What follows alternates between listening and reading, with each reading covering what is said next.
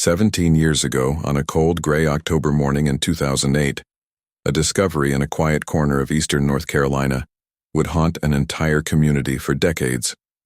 The sun had barely risen over the town of Cedar Grove, a small working-class community known more for its tobacco farms and church steeples than for crime scenes.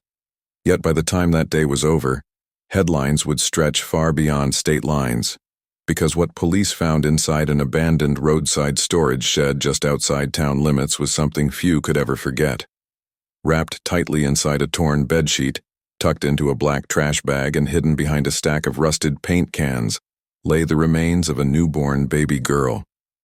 She had been left there with no note, no name, and no explanation. Her life cut short before it had even truly begun. The discovery was made shortly after 6:15 a.m. by a groundskeeper named Earl Johnson, who was clearing debris around the old Benton Supply warehouse, a property that had been vacant for years. Johnson initially thought the bag contained discarded tools or household junk, but when he lifted it and felt the small, unmistakable weight inside, dread crept into his chest. Moments later, he was on the phone with 911, his voice trembling. I think there's a baby in here. Dear God, I think it's a baby. Within minutes, Cedar Grove police units were on scene. Crime scene tape fluttered in the cool autumn breeze as investigators, paramedics, and state forensic teams crowded into the narrow alley behind the building. They confirmed Johnson's worst fear. The infant had died only hours earlier.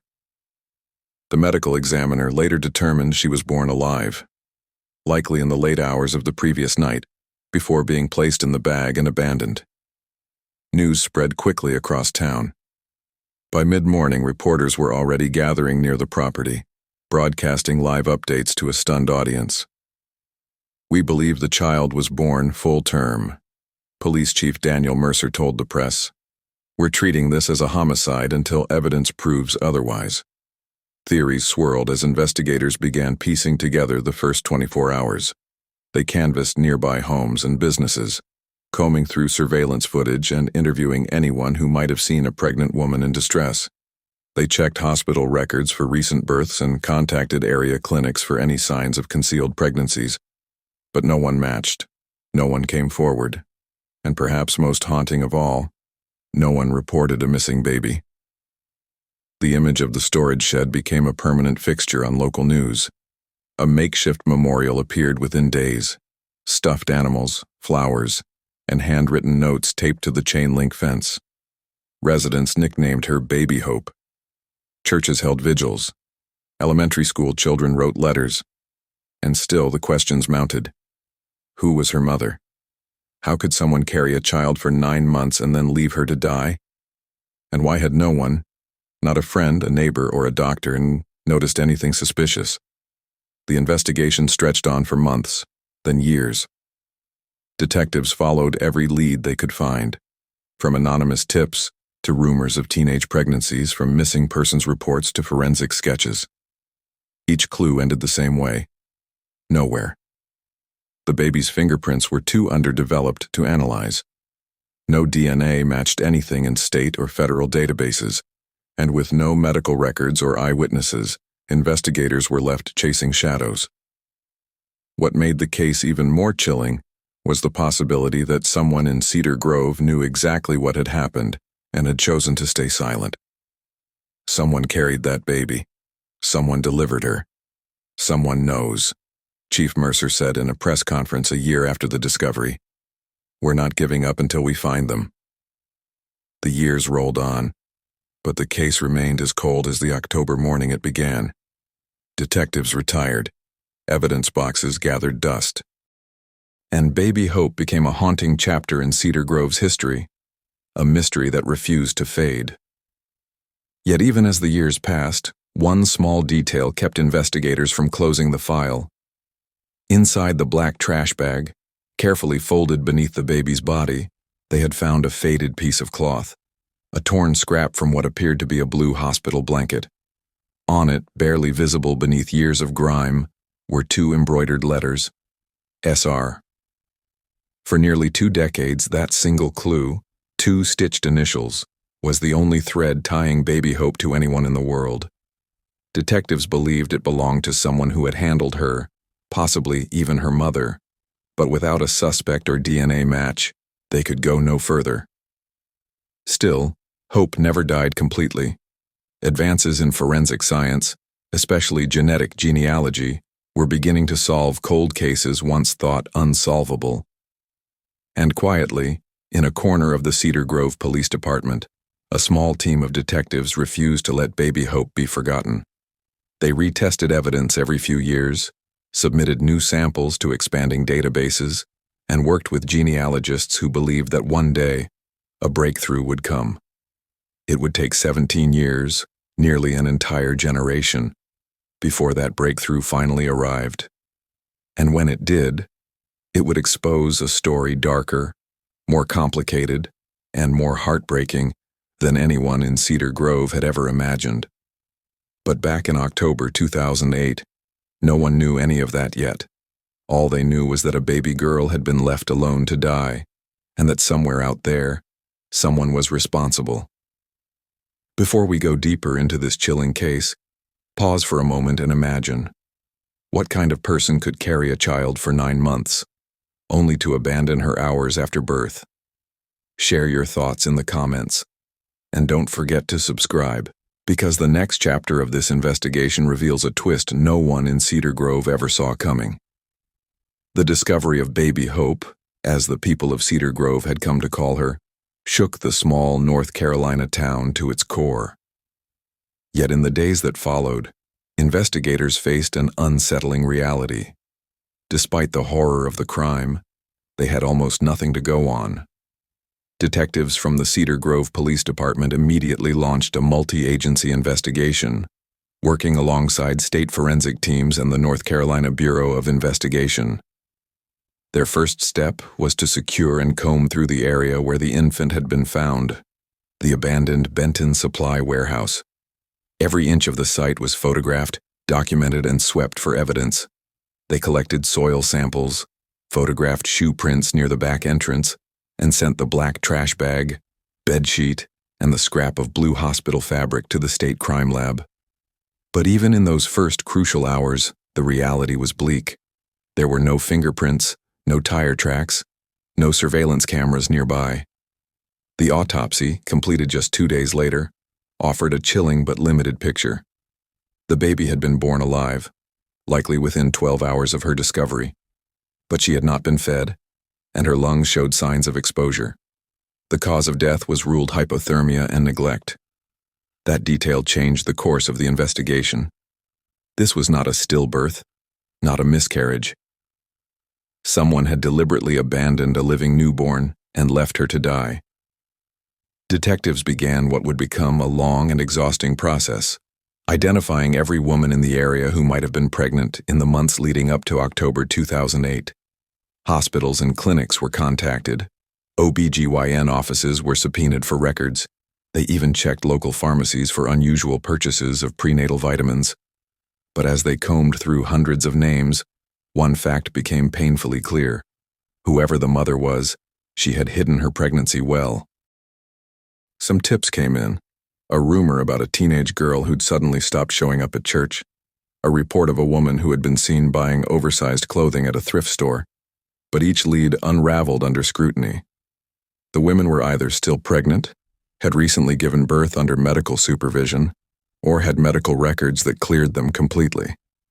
It was as if the mother of Baby Hope had vanished into thin air. Weeks stretched into months. The media frenzy that had followed the discovery gradually faded, replaced by frustration and speculation. Online forums buzzed with theories. Some insisted the baby had been the product of an affair. Others believed she was abandoned by someone passing through town. A few even speculated the baby had been part of a secret adoption gone wrong. The investigators, meanwhile, were facing mounting pressure. Chief Mercer held regular press conferences to assure the public that the case was still active, but behind closed doors, detectives admitted they were running out of leads. Without DNA, without witnesses, and without a suspect, the trail was ice cold.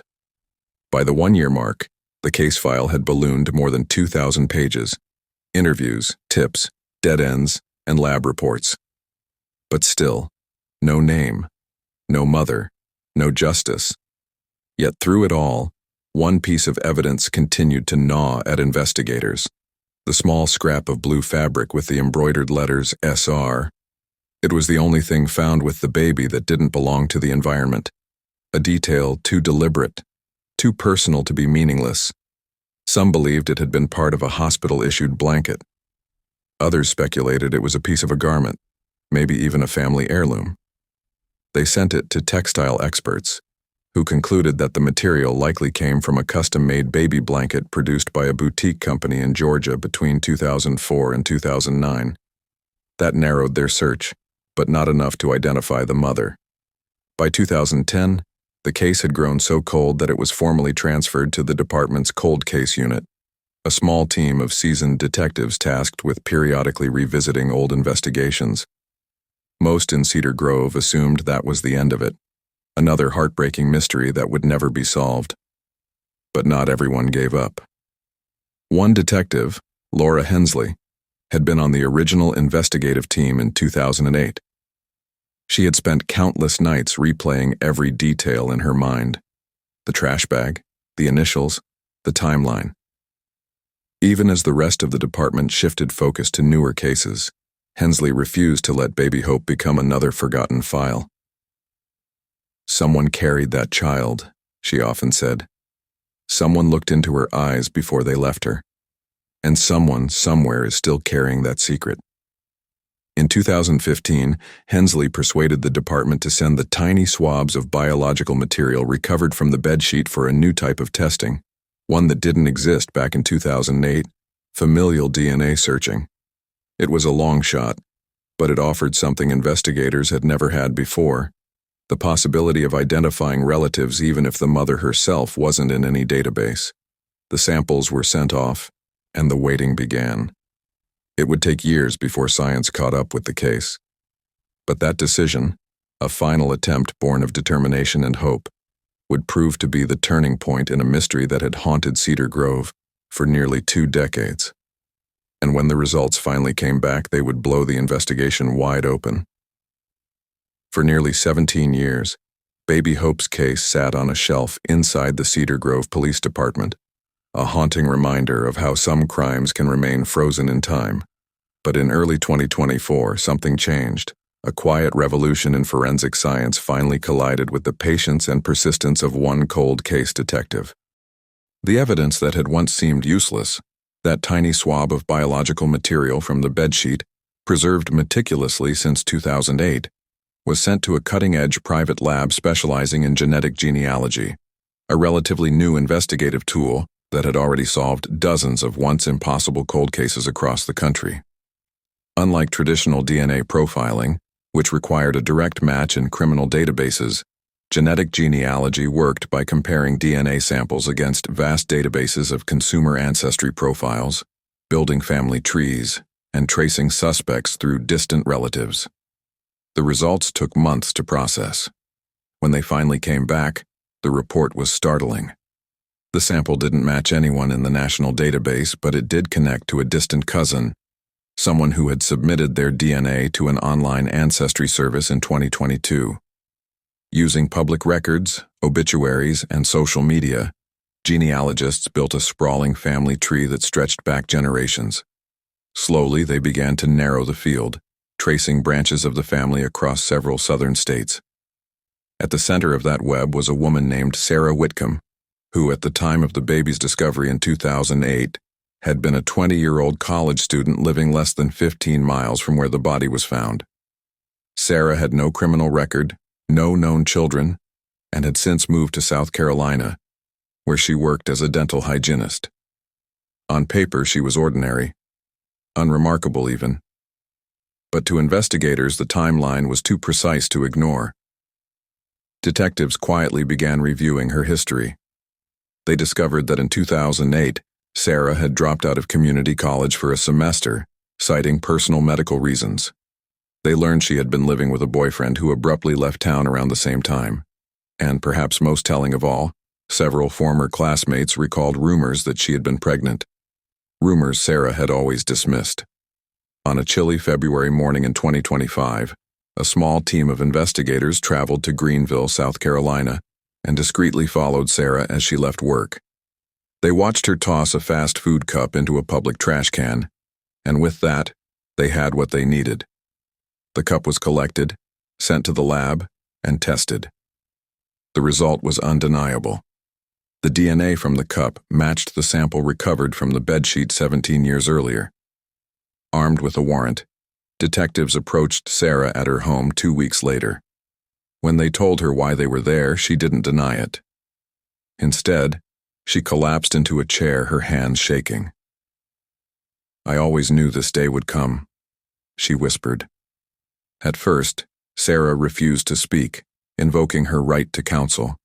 But over the course of several interviews, her story slowly emerged, a story of fear, shame, and devastating decisions. In 2008, she had become pregnant after a brief relationship. Afraid to tell her family, terrified of disappointing them, she hid the pregnancy from everyone around her. She wore loose clothes, avoided doctors, and convinced herself she could handle it alone. But when labor came, suddenly, violently, she panicked. Alone in her small apartment, she gave birth late one night. The baby cried, and Sarah, overwhelmed and terrified, wrapped her in a bedsheet and left her inside a trash bag behind the abandoned warehouse, convincing herself someone would find her alive.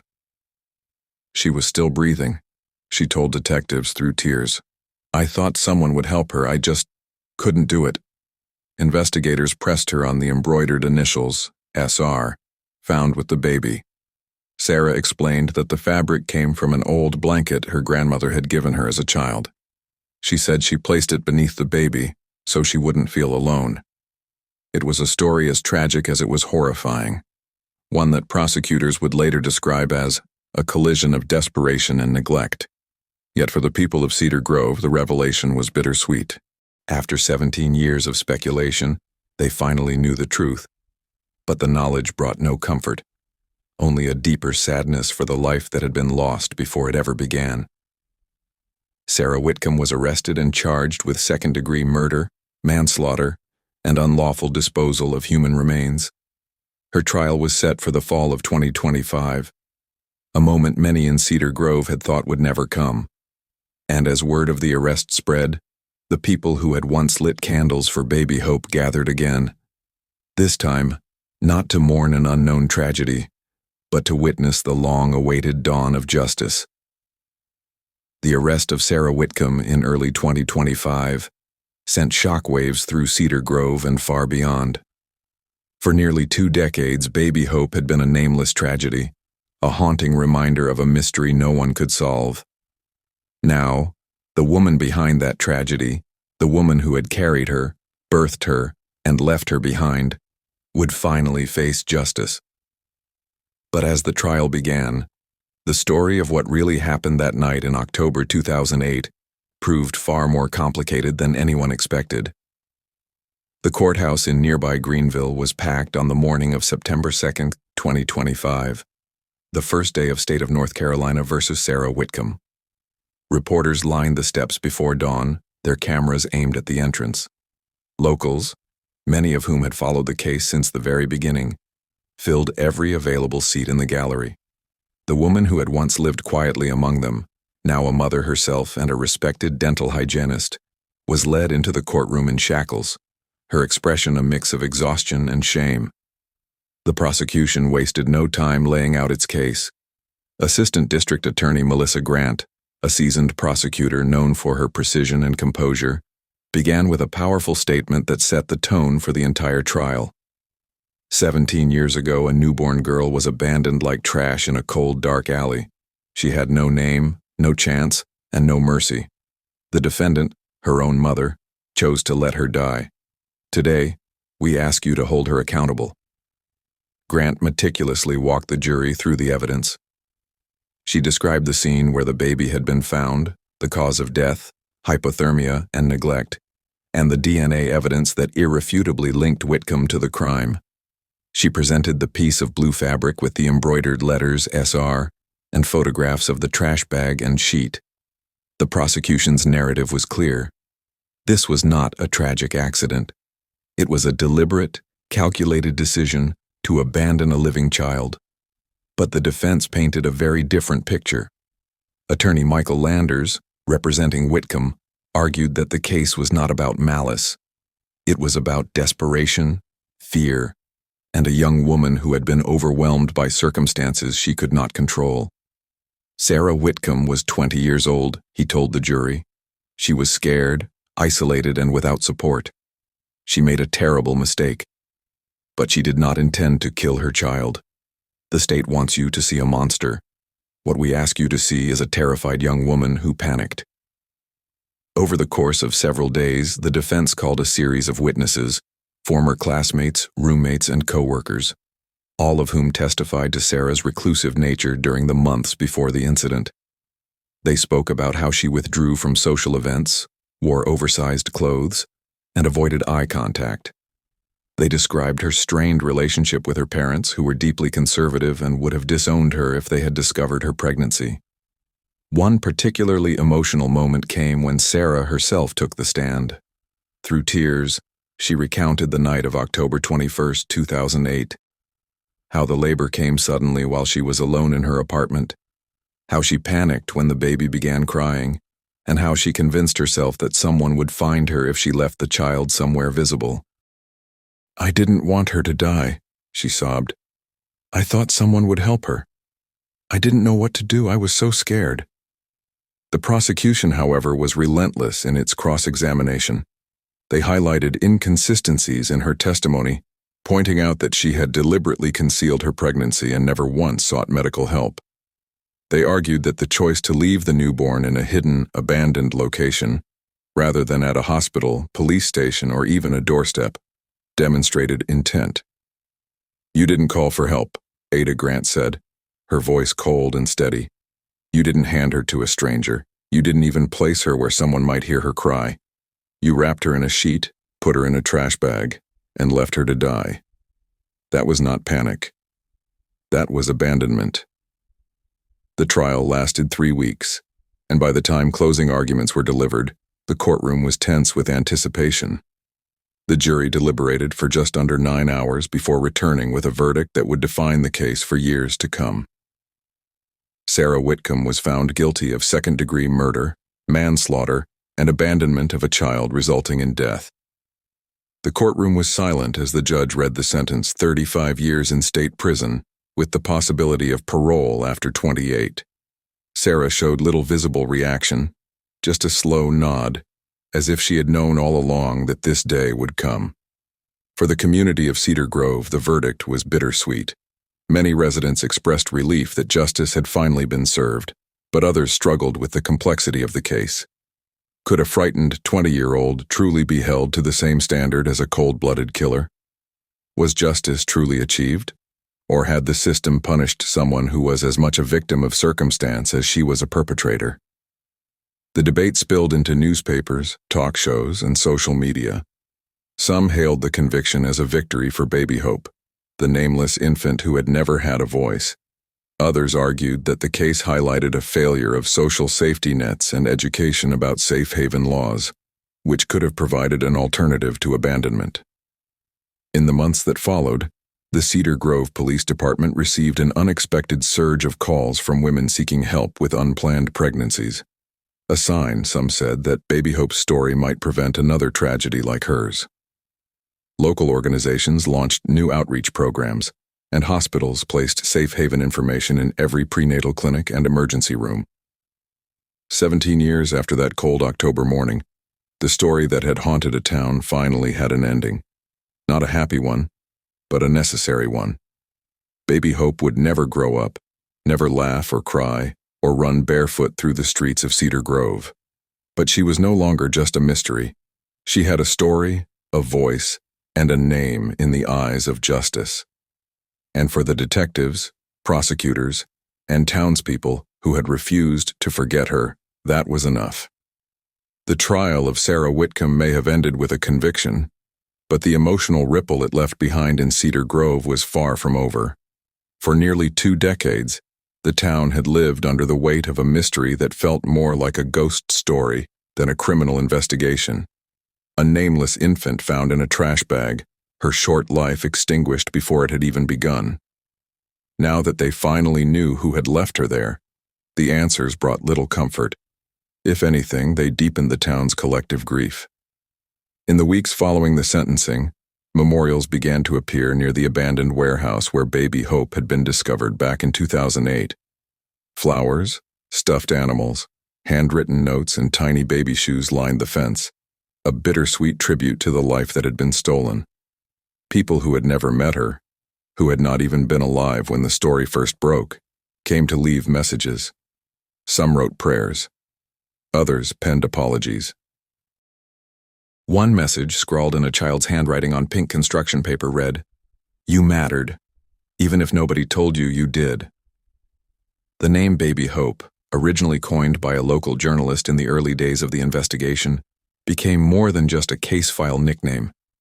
It became a symbol of resilience, of justice delayed but not denied, and of the idea that every life, no matter how brief, leaves a mark. A group of volunteers launched the Baby Hope Foundation, a nonprofit dedicated to educating young women about safe haven laws and providing resources for those facing unplanned pregnancies. Within a year, the organization had helped more than 200 women safely surrender newborns without fear of prosecution. But for law enforcement, especially Detective James Holloway, the lead investigator who had worked the case for over a decade, closure remained elusive. Holloway had retired shortly before Whitcomb's arrest, yet he attended every day of the trial, sitting quietly in the back row of the courtroom. When asked by reporters why the case had consumed him for so long, his answer was simple. Because she didn't have anyone else fighting for her, someone had to. The case also sparked a broader conversation about systemic failures, how someone like Sarah, a young woman in crisis, had slipped through the cracks. Critics argued that the state's safe haven policies at the time were poorly publicized and confusing. Others questioned whether schools and healthcare providers had done enough to identify signs of concealed pregnancies. Legislators took notice. By late 2026, North Carolina had passed one of the most comprehensive safe haven reform bills in the country, requiring hospitals, schools, and clinics to prominently display information about safe surrender options and emergency infant care resources. Still, the story refused to fade completely into the background. Every year on October 21st, the anniversary of the discovery, Cedar Grove residents gather for a candlelight vigil. The crowd grows larger each year, drawing people from neighboring towns and even other states. Many bring their children, some born the same year as Baby Hope, now teenagers themselves, and speak about the importance of compassion, awareness, and responsibility. Among those who attend every year is Linda Matthews, a retired nurse who had been one of the first responders on the scene in 2008. She still remembers the sight of the tiny figure wrapped in a sheet, the cold air, the silence. "I don't think you ever forget something like that," she told a reporter at the most recent vigil. But maybe that's the point. Maybe we're not supposed to forget. The reverberations of the case even reached Sarah's own family. Her 2 teenage sons, born years after the incident, were reportedly devastated when they learned the truth about their mother's past. Family members say they struggled to reconcile the loving parent they knew with the woman who had once abandoned her child. In a rare interview from prison, Sarah expressed deep remorse, but insisted she was not the same person she had been at 20. "I live with it every day," she said softly. "I see her face in my dreams. I wish I could tell her I'm sorry." For the town, however, forgiveness remained complicated. Some believed Sarah deserved a second chance. Others felt no punishment could ever truly fit the crime. But there was one thing on which nearly everyone agreed. Baby Hope had changed Cedar Grove forever. She had become a symbol of accountability, a reason to improve laws, and a name that ensured no one could simply walk away and pretend such tragedies didn't happen. 17 years later, the warehouse where she was found has been torn down, replaced by a small memorial park. A stone plaque marks the site, engraved with words that encapsulate both the sorrow and the lesson of the case. In memory of the life that ended before it began, and the promise that no life will be forgotten, It's a quiet place, often visited but never crowded. In the winter, snow gathers softly on the engraved words. In the spring, wildflowers bloom where once there was only concrete and decay. And in the stillness of that place, Cedar Grove remembers, not just the crime, but the legacy it left behind. Because at the heart of it all, Baby Hope was more than evidence in a trial or a headline in a newspaper. She was a life that mattered.